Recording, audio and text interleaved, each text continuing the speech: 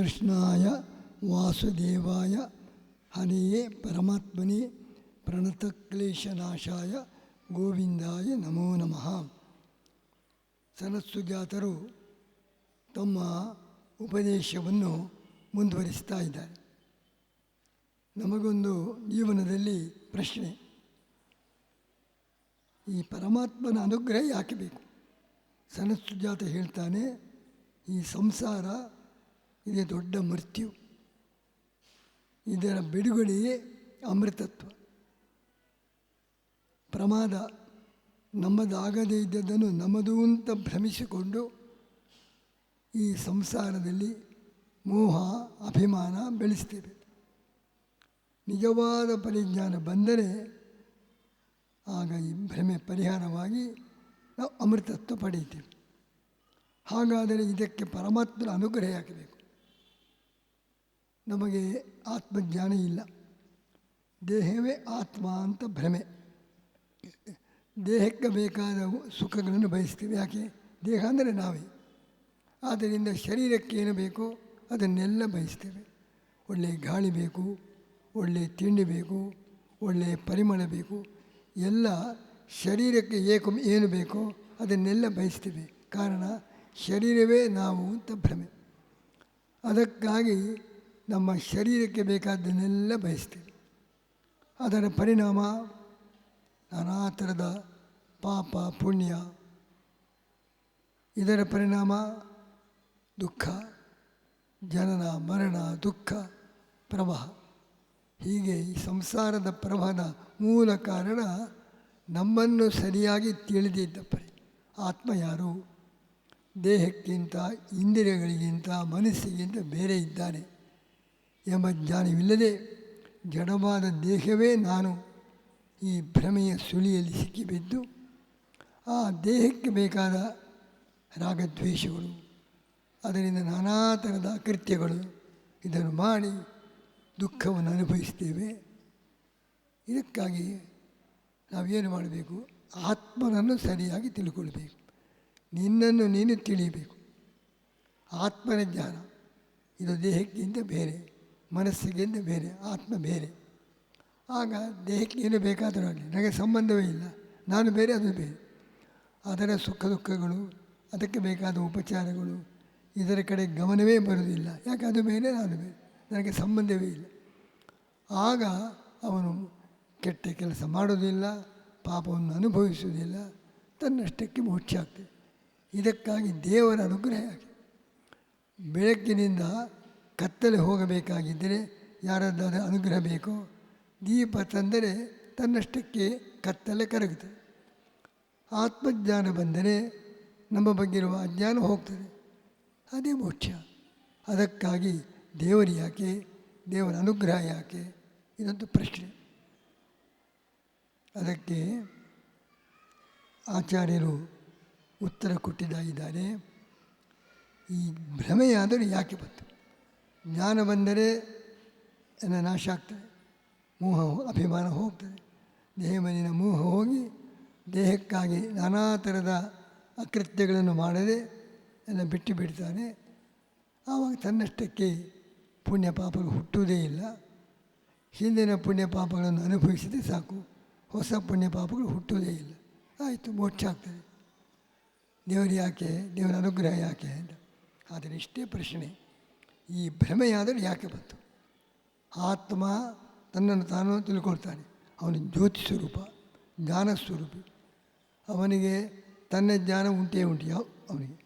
ಇಂಥ ಆತ್ಮನ ಅಜ್ಞಾನ ಯಾಕೆ ಬಂತು? ದೀಪ ಕತ್ತಲೆ ತಾನಾಗಿ ಬಂದು ದೀಪವನ್ನು ಮುಚ್ಚುತ್ತದ? ದೀಪವನ್ನು ಮುಚ್ಚುವ ಶಕ್ತಿ ಕತ್ತಲೆಗೆ ಇದೆ. ಕತ್ತಲೆ ಸಮೀಪಕ್ಕೆ ಬರಲಿಕ್ಕೆ ದೀಪ ಬಿಡುವುದಿಲ್ಲ. ಯಾಕೆ? ಕತ್ತಲೆಯನ್ನು ನಿವಾರಣೆ ಮಾಡುವ ಶಕ್ತಿ ದೀಪಕ್ಕಿದೆ. ಅದರಿಂದ ಆತ್ಮ ದೀಪ, ಚೈತನ್ಯ ರೂಪಿ, ಪ್ರಕಾಶ ರೂಪಿ. ಅಜ್ಞಾನದ ಆವರಣ ಯಾಕೆ ಬಂತು? ಅಜ್ಞಾನ ಯಾಕೆ ಬಂತು? ಕತ್ತಲೆ ಬಂದು ದೀಪವನ್ನು ಮುಚ್ಚುವುದುಂಟ? ದೀಪವನ್ನು ಸಮೀಪಕ್ಕೆ ಬರಲಿಕ್ಕೆ, ಕತ್ತಲೆಯನ್ನು ಸಮೀಪಕ್ಕೆ ಬರಲಿಕ್ಕೆ ದೀಪ ಬಿಡುವುದಿಲ್ಲ. ಅಜ್ಞಾನವೇ ಬರಲಿಕ್ಕೆ ಸಾಧ್ಯವಿಲ್ಲ. ಯಾಕೆ? ಆತ್ಮ ಜ್ಯೋತಿ ರೂಪ, ಯಾವಾಗಲೂ ತನ್ನನ್ನು ತಾನು ತಿಳಿತಾ ಇದ್ದಾನೆ. ಇಂಥ ಆತ್ಮನಿಗೆ ಅಜ್ಞಾನದ ಆಕ್ರಮಣ ಹೇಗೆ ಬಂತು? ಅಜ್ಞಾನ ಅವನನ್ನು ಹೇಗೆ ಮುಸುಕುವಂತೆ ಮಾಡಿತು? ಈ ಪ್ರಶ್ನೆ ಬರೆದು ಅದಕ್ಕೋಸ್ಕರ ಈ ಥರದ ಭ್ರಮೆ ಬರಲಿಕ್ಕೆ ಮೂಲ ಕಾರಣ ಆತ್ಮನಿಗೆ ತನ್ನ ಜ್ಞಾನವೇ ಸರಿಯಾಗಿಲ್ಲ. ಆತ್ಮನನ್ನೇ ಮುಚ್ಚುವಂಥ ಇನ್ನೊಂದು ವಸ್ತು ಇದೆ, ಅದನ್ನೇ ಪ್ರಕೃತಿ ಅಂತ ಕರೀತೇವೆ. ಅದು ಇಡೀ ಆತ್ಮನನ್ನು ಆವರಿಸಿಕೊಂಡಿದೆ. ಅದು ಆತ್ಮನನ್ನು ಕೂಡ ಮೇಲೆ ನಿಂತದ್ದು. ಆತ್ಮನಿಗೆ ಅದನ್ನು ನಾಶಪಡಿಸುವ ಶಕ್ತಿ ಇಲ್ಲ. ಆ ಮುಸುಕು ಹೋಗದೆ ಅವನೇನು ಮಾಡಿದರೂ ಕೂಡ ಈ ಭ್ರಮೆ ನಿವೃತ್ತಿಯಾಗುವುದಿಲ್ಲ. ಆ ಆತ್ಮನಿಗೆ ತನ್ನ ಜ್ಞಾನವೇ ಬರೆದಂತಹ ಒಂದು ಆವರಣ ಇದ್ದ ಪ್ರಯುಕ್ತ ಎಷ್ಟು ಚಡಪಡಿಸಿದರೂ ಈ ಸಂಸಾರದ ಬಿಡುಗಡೆ ಆಗುವುದಿಲ್ಲ. ಅದಕ್ಕೂ ಅದು ಅನಾದಿಯಿಂದ ಅಂಟಿಕೊಂಡಿದೆ. ಎಷ್ಟು ಕಾಲದಿಂದ ಆತ್ಮ ಇದ್ದಾನೋ ಅಷ್ಟು ಕಾಲದಿಂದ ಈ ಆವರಣ, ಈ ಮುಚ್ಚಳ ಅವನನ್ನು ಅಂಟಿಕೊಂಡಿದೆ. ಅದರ ಬಿಡುಗಡೆ ಆಗಬೇಕಾಗಿದ್ದರೆ ಅವನ ಶಕ್ತಿ ಸಾಲದು. ತನ್ನ ಜ್ಞಾನವನ್ನೇ ಪಡೆಯಲಿಕ್ಕೆ ಸಾಧ್ಯವಿಲ್ಲ. ತಾನು ಯಾರು, ತಾನು ಜಡವಲ್ಲ, ಅದಕ್ಕಿಂತ ಬೇರೆ ತನ್ನ ಸ್ಪಷ್ಟವಾದ ತಿಳುವಳಿಕೆ ಆತ್ಮನಿಗೆ ಮೂಡಲಿಕ್ಕೆ ಸಾಧ್ಯವಿಲ್ಲ. ಅನಾದಿಯಾದ ಈ ಒಂದು ಮುಚ್ಚಳಕ್ಕೆ ಅವನು ಬಂಧಿತನಾಗಿದ್ದ. ಅದು ಅವನ ಜೊತೆಗೆ ಇತ್ತು. ಎಷ್ಟು ಕಾಲದಿಂದ ಅವನಿದ್ದಾನೋ ಅಷ್ಟು ಕಾಲದಿಂದ ಅವನ ಜೊತೆಗೆ ಇದ್ದಾನೆ. ಈ ಮುಚ್ಚಳ ತೆಗೆಯಬೇಕಾಗಿದ್ದರೆ ದೇವರು ಬೇಕು. ಅದನ್ನು ನಾಶಪಡಿಸಲಿಕ್ಕೆ ಅನಾದಿಯಾದ ನಮ್ಮನ್ನು ಬಂಧಿಸಿದ ಮುಚ್ಚಳದ ಬಿಡುಗಡೆ ಆಗಬೇಕಾಗಿದ್ದರೆ ನಮ್ಮ ಶಕ್ತಿ ಸಾಲದು. ಅದಕ್ಕಾಗಿ ಭಗವಂತನ ಅನುಗ್ರಹ ಬೇಕು. ಅವನು ಅನಾದಿಯಾದ ಈ ಒಂದು ಬಂಧನ ನಮ್ಮ ಕೈ ಮೀರಿದ್ದು. ಇದನ್ನು ಲೀಲಾಜಾಲವಾಗಿ ನಾಶಪಡಿಸಲಿಕ್ಕೆ ಅವನು ಒಬ್ಬನೇ ಸಮರ್ಥ. ನಮ್ಮ ಶಕ್ತಿ ಸಾಲದು. ಅದಕ್ಕಾಗಿ ಭಗವಂತನ ಅನುಗ್ರಹ ನಮಗೆ ಬೇಕು. ಅದು ಇಲ್ಲದೆ ಹೋದರೆ ಈ ಬಂಧನದಿಂದ ಬಿಡುಗಡೆ ಇಲ್ಲ. ಈ ಭ್ರಮೆಯಿಂದ, ಈ ಮೋಹ, ಈ ಭ್ರಮೆ, ನಾನೇ ದೇಹ, ನನ್ನದು ದೇಹ, ಎಲ್ಲ ನನ್ನದು, ದುಃಖ ನನಗೆ, ಇದೆಲ್ಲ ಭ್ರಮೆ. ಅದಕ್ಕೆ ಬೇಕಾದ ಆತ್ಮನ ಸರಿಯಾದ ಜ್ಞಾನ ಬರಬೇಕಾಗಿದ್ದರೆ ಆತ್ಮನ ಮುಚ್ಚಳ ಹೋಗಬೇಕು. ಆತ್ಮನು ಆನಂದರೂಪಿ ಹೌದು. ಆತ್ಮನು ಆನಂದ ಸ್ವರೂಪಿ. ತನ್ನದಲ್ಲಿ ಆನಂದ ಉಂಟು. ತನಗೆ ಆನಂದ ಇದ್ದರೂ ಅದನ್ನು ಅನುಭವಿಸುವ ಭಾಗ್ಯ ಅವನಿಗಿಲ್ಲ. ಯಾಕೆ? ಮುಚ್ಚಳ ಇದ್ದ ಪ್ರಯುಕ್ತ. ನಾನು ಇದಕ್ಕೆ ಆಗಾಗ್ಗೆ ಒಂದು ದೃಷ್ಟಾಂತ ಕೊಡೋದುಂಟು. ಮೂಸಂಬಿ ಹಣ್ಣಿದೆ. ಮೂಸಂಬಿ ಹಣ್ಣು ಮಗುವಿನ ಕೈಯಲ್ಲಿ ಕೊಡೋಣ. ಮೂಸಂಬಿ ಹಣ್ಣು ಕೊಟ್ಟಾಗ ಮಗುವಿಗೆ ಭಾರಿ ಖುಷಿ. ಹಣ್ಣು ಬಂತು ಅಂತ ಕುಣಿತದೆ. ತಿನ್ನಲಿಕ್ಕಾಗ್ತದ? ಹಣ್ಣು ಅಂದರೆ ಕೈಯಲ್ಲಿ ಉಂಟು, ತಿನ್ನಲಿಕ್ಕಾಗುವುದಿಲ್ಲ. ಯಾಕೆ? ಸಿಪ್ಪೆ ಇದೆ. ಸಿಪ್ಪೆಯನ್ನು ತೆಗಿಲಿಕ್ಕೆ ಆ ಮಗುವಿಗೆ ಆಗುವುದೇ ಇಲ್ಲ. ಮೂಸಂಬಿ ಹಣ್ಣು ಕೈಯಲ್ಲಿ ಸಿಕ್ಕಿದರೂ ಅದು ಸಂತೋಷವಾಗಿದ್ದರೂ ತಿನ್ನಲಿಕ್ಕೆ ಆಗೋದೇ ಇಲ್ಲ.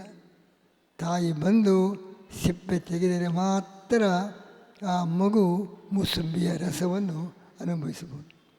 ತಾಯಿ ಬೇಕು ಸಿಪ್ಪೆ ತೆಗೆಯಲಿಕ್ಕೆ. ಅದರಂತೆ ನಾವು ಆನಂದ ಸ್ವರೂಪಿಗಳು.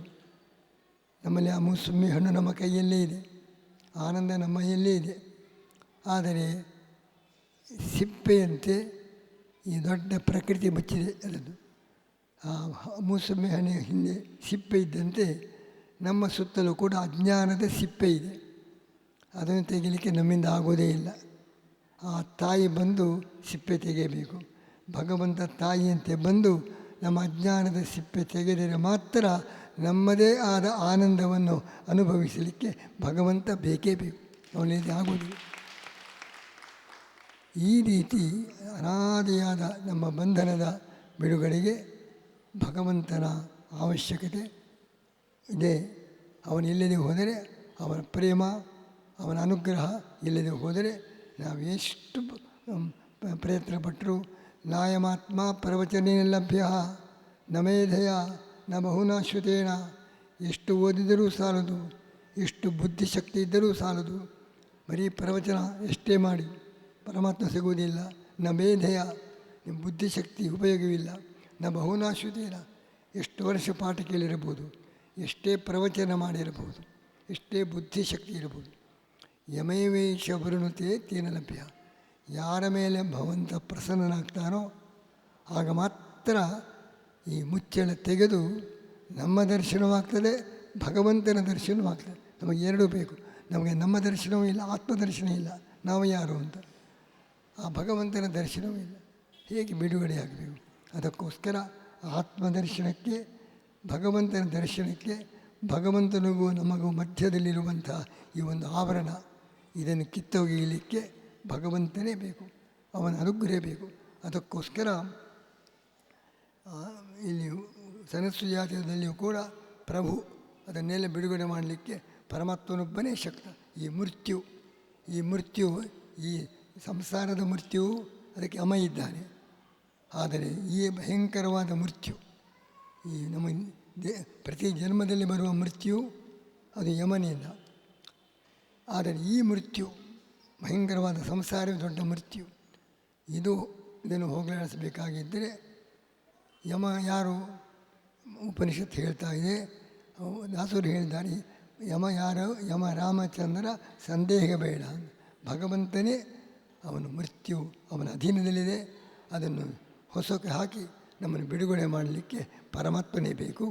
ಭಗವಂತನ ಅನುಗ್ರಹವಿಲ್ಲದೆ ಹೋದರೆ ಈ ಅಮೃತತ್ವವನ್ನು ಪಡೆಯಲಿಕ್ಕೆ ಸಾಧ್ಯವಿಲ್ಲ ಎಂಬುದಾಗಿ ಈ ಸನತ್ಸುಜಾತರು ನಮ್ಮ ಮೃತ್ಯು, ನಮ್ಮ ಸಂಸಾರಕ್ಕೆ ಮೂಲ ಕಾರಣ ಯಾವುದು? ಅದನ್ನು ಬಿಡುಗಡೆಯಾಗಬೇಕಾಗಿದ್ದರೆ ನಮ್ಮ ಪ್ರಯತ್ನ ಅಲ್ಲ, ನಾವು ಪ್ರಯತ್ನ ಮಾಡಬೇಕು. ಅದಕ್ಕಾಗಿ ಆರಾಧನೆ, ಸಾಧನೆ ಮಾಡಿ ಪರಮಾತ್ಮ ಅನುಗ್ರಹ ಪಡೆಯಬೇಕು ಎಂಬುದನ್ನು ಇಲ್ಲಿ ಹೇಳಿದ್ದಾರೆ.